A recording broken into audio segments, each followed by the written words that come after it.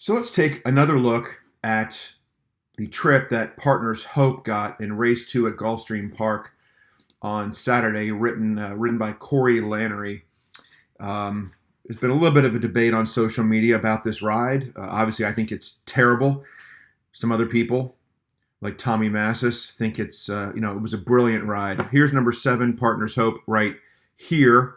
Corey brakes a little bit slow, not his fault, then makes a left-hand turn to get over to the rail. Not sure he needed to go quite that abruptly, but whatever. He secured the rail spot, and will ride the rail traffic-free around the clubhouse turn and into the backstretch. And as we can see, Partners Hope is in about 9th here, I guess. 2 up front, 2 behind. That's 4, 3, there's 7, 8. Yeah, 9th at the rail. Number 7, the last one on the screen right now.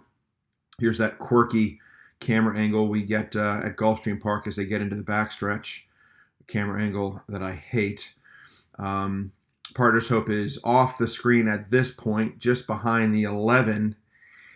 And this is the point in the race where when he emerges here onto the screen, where I thought, well, you know what, Corey's loaded, and I think I have a winning bet, and I'm going to be about $11,000 richer here in a minute. This is where Corey should have gone to the outside. He should have already been outside at this point, because right now he knows he's loaded. He's headed into a wall of horses, and oops, right up the butt of another horse. No one could have seen that coming.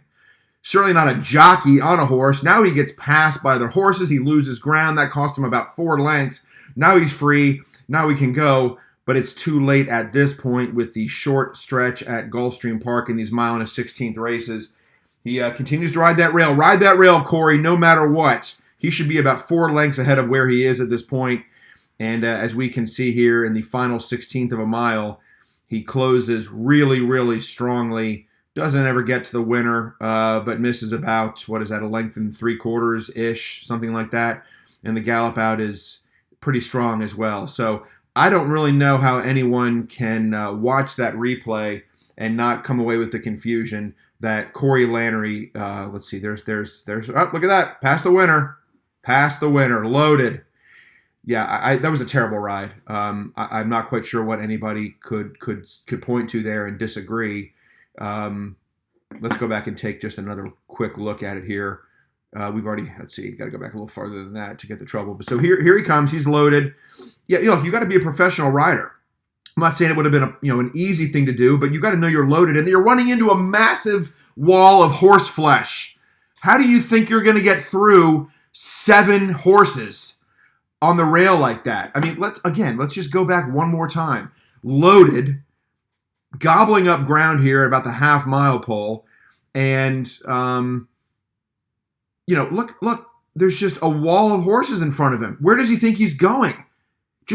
Then he rips the horse's head off, and that was a check, a shuffle. It was everything all in one, and gets passed by 2 horses, loses valuable ground, and by the time he gets free, it's too late. You're telling me he couldn't have gone 4 wide here, like right here, emerge and get outside that Rapoli horse.